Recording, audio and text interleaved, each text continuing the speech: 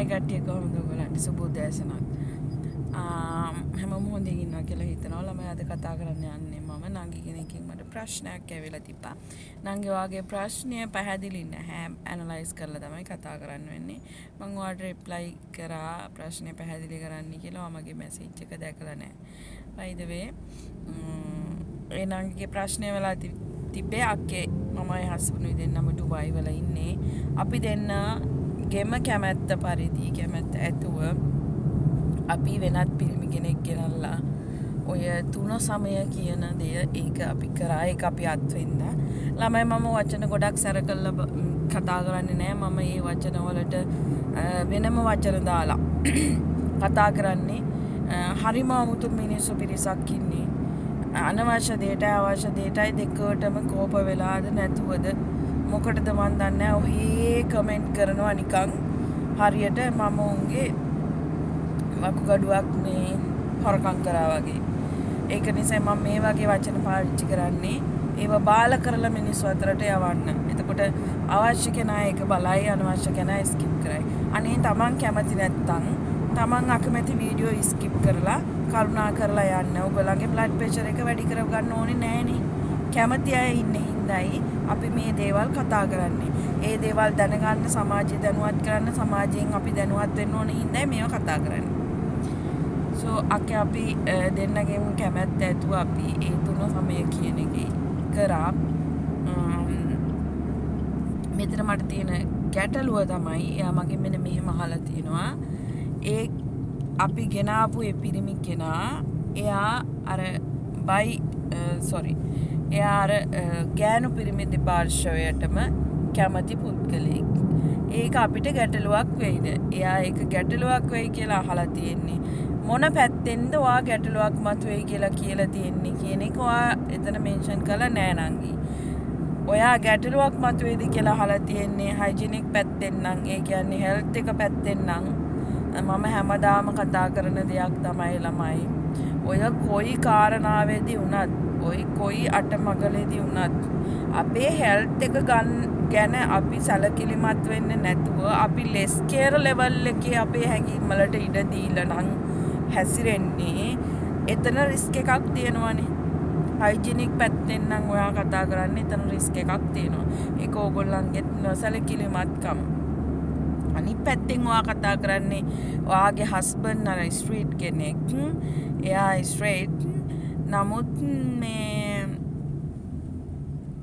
අර ගෙනාපු කෙනා මේ නිසා මේ විදිහට ඒක පැත්තෙන් නම් ගැටලුවක් වෙයි කියලා කියන්නේ ඔයාට හිතනවා නම් නිකන් ඔයාගේ හබියත් ඒ තත්ත්වයට වැටෙයි. එහෙම නැත්නම් ඔයාගේ හබියත් ඒකට එයත් එක්ක එහෙම ඉන්න පුරුදු වෙයි කියලා මෙහෙමයි.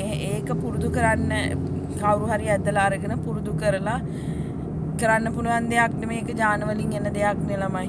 ඒක Tamanට නැචරලි එන දෙයක් නේ ඒ දේ. ඒක නිසා ඒ පැත්තෙන් ඔයා බය වෙන්න එපා. හැබැයි මට මෙන්න මෙහෙම දෙයක් නම් කියන්න පුළුවන්. ඔයාගේ හස්බන්ඩ් නොදැනුවත්ව ඒක නාවා කියන එක නම් විශ්වාස කරන්න ටිකක් අමාරුයි.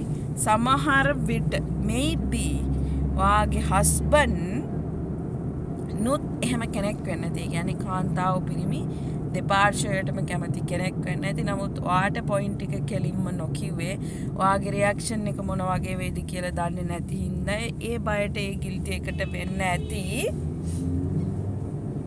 එයා ඔයාට ඒක මෙන්ෂන් නොකර එයාගේ තත්ත්වය ඔයාට මෙන්ෂන් නොකර ඔයාට ඒක අත්විඳින්න දීලා ග්‍රැජුවලි ඔයාට ඒක නෝටිස් වෙලා ඔයා ඇක්සෙප්ට් කරන තැනට ඔයාගේ මයින්ඩ් එක හදන්න වෙන්නේ නැති. යා කියන්නේ නැතුව එහෙම කෙනෙක් ගෙනා සමහරට මම පොයින්ට් කරන්නේ සමහර විට maybe okay 100% sure නෑ.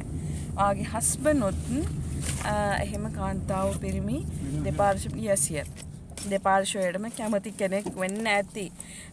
බොහොම ජෙනුයිලි බොහොම සීරුවට මාරුවට ප්‍රශ්න ගැටලු ඇති කරගන්න නැතුව ආගේ පෞල් ජීවිතය ආගේ හස්බන්ඩ්ගෙන් නයිස්ලි අහලා බලන්න. එයාත් එහෙම කෙනෙක්ද කියලා ඉප්යොර ගැටලු ඒ කියන්නේ ඔයාගේ ප්‍රශ්නය ඔය මම මෙන්ෂන් කරපු 3 කාරණයෙන් මොකක්ද කියන එක ඔයා ඉස්සෙල්ලම තේරුම් අරගන්න. එතකොට ඒ අදාළ ප්‍රශ්නට මට පුළුවන් විදිහේ උත්තරය තමයි මම දීලා තියෙන්නේ. ඊට වඩා ඔයාලට පුළුවන් නම් කවුන්සිලර් කෙනෙක් ගන්න නිකන් මානසික වගේ ඔයගොල්ලන්ගේ ගැටලුවකට පත් වෙලා නම් ඒ සම්බන්ධව කවුන්සිලෙන් ගන්න කියලා මම යෝජනා කරනවා. හැබැයි ඩුබායි වල නෙමෙයි කරුණාකරලා ලංකාවේ ඩුබායි වල ඒක කරන්න යන්න එපා. ඒක ඔයාත් දන්නවත් දන්නේ කාරණාව. පුළුවන් නම් ලංකාවේ කවුන්සිලර් කෙනෙක් හම්බ වෙන්න. ඒ වගේම තමයි ළමයි ඕගොල්ලන්ට මෙයාගේ වී ගැටලුව ගැන ඇති අත්දැකීම් ඕගොල්ලන්ගේ එක්ස්පීරියන්ස් තියෙනවා නම් එහෙම නැත්නම් ඔයාට මෙයාට දෙන්න තියෙන ඇඩ්වයිස් එක මොකද්ද? ඒ වගේ සාකච්ඡාමය වැඩසටහනක් මගේ කමෙන්ට් සෙක්ෂන් එක තුල අරගෙන යන්න ඕගොල්ලන්ට අවසර තියෙනවා. අනිත් මිනිස්සුන්ට අපහාස කරන අනිත් මිනිස්සුන්ට කැත විදිහට කතා කරන එහෙම කමෙන්ට් දාන්න එපා. කරුණා කරලා උපේශීලී හොඳ වැඩසටහනක් විදියට මේක අරගෙන යන්න. Stay positive.